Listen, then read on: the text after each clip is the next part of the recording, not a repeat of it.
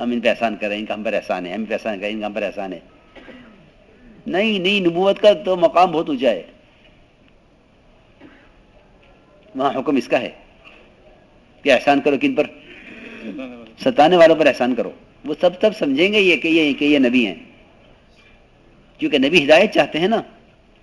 تو کوئی ان کو ستاوے تو وہ بدلے میں احسان. کہ زید ابن ثانہ کو بھی ساکھیورے زیادہ دینا عمر، کیونکہ تم نے ان کو دھمکایا ہے. روایت اسی طرح ہے. اپنا کوئی ذکر نہیں کہ اس نے میرے ساتھ کیا کیا. جی ہاں، یہاں تو ساتھی کہتے ہیں کہ نبیوں والا راستہ ہے. کیا کہتے ہیں بیٹھ کے اس پہ ممبر پہ؟ کہ نبی والا راستہ ہے، اور نبی والی تکلیف کے لیے تیار نہیں ہے. جی ہاں، کہ مجھ پہ ظلم ہو رہا ہے، مجھ پہ ظلم ہو رہا ہے، مجھے ستایا جا رہا ہے. جی ہاں، یہ شکایت ہے. اور کہتے کیا ہیں؟ کہ نبی والا راستہ ہے، کہ راستہ یہ پکڑا ہے اور شکایت کرتے ہیں. رسول اکرم صلی اللہ علیہ وسلم کو جب زخمی کر دیا گیا، آپ نے فرمایا کہ وہ قوم کیسے کامیاب ہوگی جب نبی کا خون بہا دے. اللہ نے فرمایا نبی جی آپ کو شکایت کرنے کا حق نہیں ہے. کن کی شکایت؟ کن کی شکایت؟ کافروں کی. ہاں سنو میری بات دھیان سے ذرا، کہ نبی جی آپ کو کافروں کی شکایت کرنے کا حق نہیں ہے. کس سے؟ اللہ سے. تو بتاؤ مسلمان کو اپنے ساتھی کی اللہ سے شکایت کرنے کا کیا ساتھی سے شکایت کرنے کا حق ملتا ہے؟ کہ شادی جا کے شکایت کریں کہ ہمارے ساتھ یہ کیا ہے. جب کافر کی شکایت اللہ کے یہاں کرنے کی اجازت نہیں ہے نبی کو. آپ غور کریں میری بات پر. لیس لک من الامر شیء، نبی جی آپ کو اس کا کوئی حق نہیں ہے. او یتوب علیہم او یعذبہم انہم ظالمون. ہم جانتے ہیں کہ یہ ظالم ہیں، ہم ان کو ہدایت دے کے معاف کریں یا ان کو جہنم میں ڈال کے عذاب دیں، ہمارا کام ہے. آپ کیا کریں؟ ہاں کہ آپ تو کام کریں. یہ دیکھیے، اور یہاں تو میرا کیا عرض کروں، حال ہی عجیب و غریب ہے. اس نے میری رائے کاٹ دی تو میں اس کی رائے کاٹ دوں گا، اس نے میری بات کاٹ دی میں اس کی بات کاٹ دوں گا. یہ جی ہاں، آپ غور کریں بات پہ میری.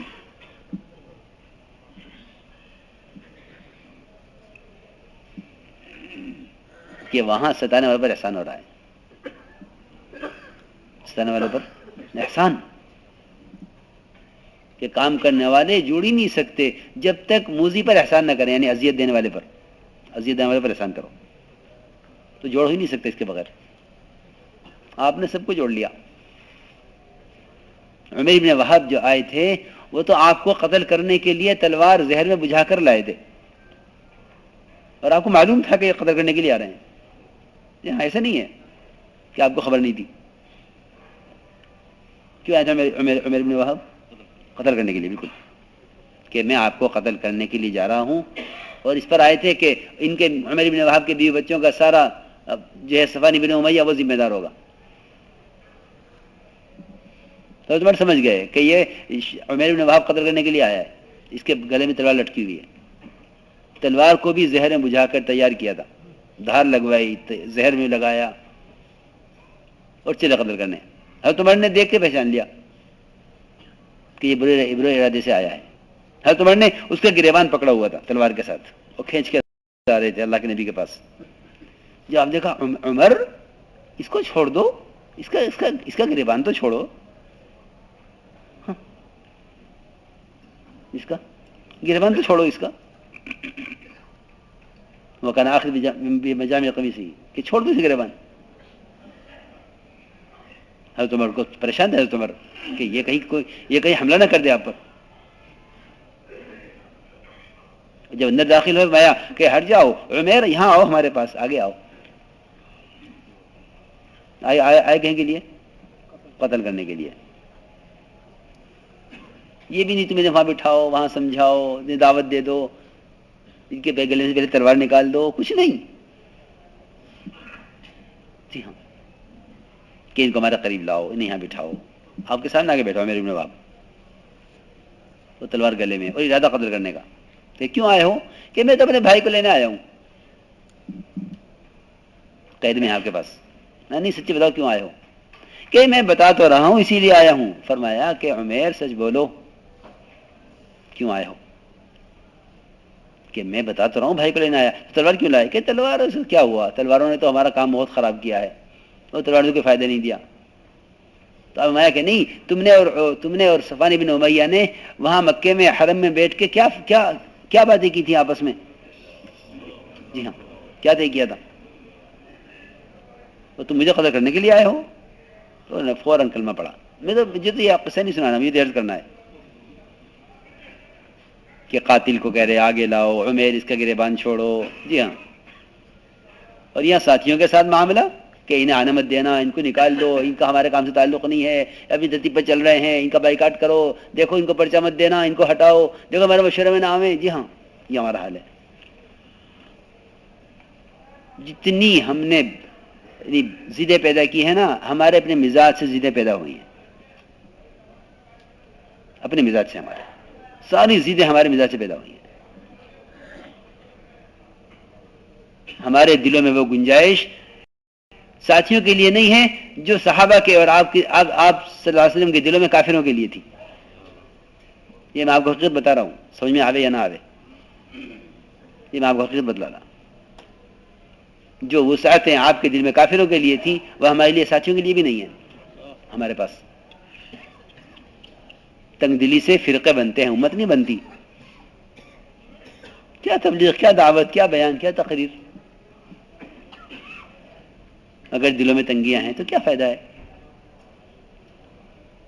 یہ کوئی تنظیم نہیں ہے کہ جس کے ممبر ہوں، جس کا ایک طریقہ کار ہو، جو اس کے خلاف کرے وہ جماعت میں سے نہیں ہے. نہیں، بالکل نہیں. تو کھلا ہوا کام ہے. لوگ بے اصولیاں بھی کریں گے، لوگ غلط بھی کریں گے. جی ہاں، ہمارے یہاں تو اخراج ہے ہی نہیں کسی کا. کس کو نکال دو، اس کے نکالنے سے کام ٹھیک ہو جائے گا. بالکل نہیں، یہ الٹا خیال ہے، بالکل الٹا خیال ہے. ہمیں کسی کے نکالنے کے نقصانات کا تصور بھی نہیں ہے کہ اس کے نقصانات کیا ہیں. جی ہاں.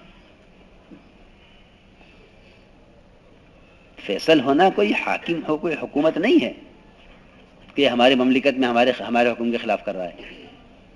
بالکل نہیں، ہمارا تو کھلا ہوا کام ہے. ہمارا کھلا ہوا کام ہے. ہم قید نہیں لگاتے کسی پر، ان پہ قید لگاؤ، ان پہ قید لگاؤ. بالکل نہیں. ہمارا کام ہے ہی نہیں، تنظیم ہی نہیں ہے ہماری. ہماری کوئی تنظیم ہی نہیں کہ قید لگے. تنظیمیں ہوتے ہیں، قیدیں لگتی ہیں کہ یہ کرنا، یہ نہیں کرنا، یہ نہیں کرنا، یہ نہیں کرنا.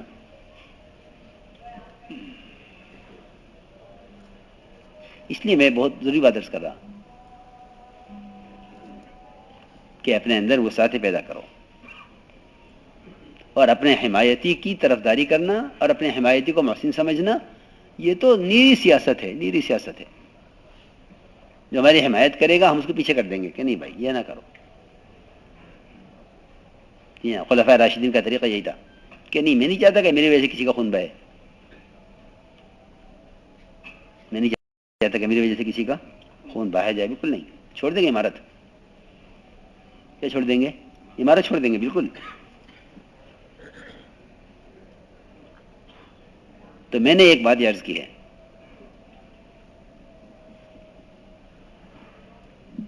کہ اپنے آپ کو اللہ کے یہاں قبول کرواؤ.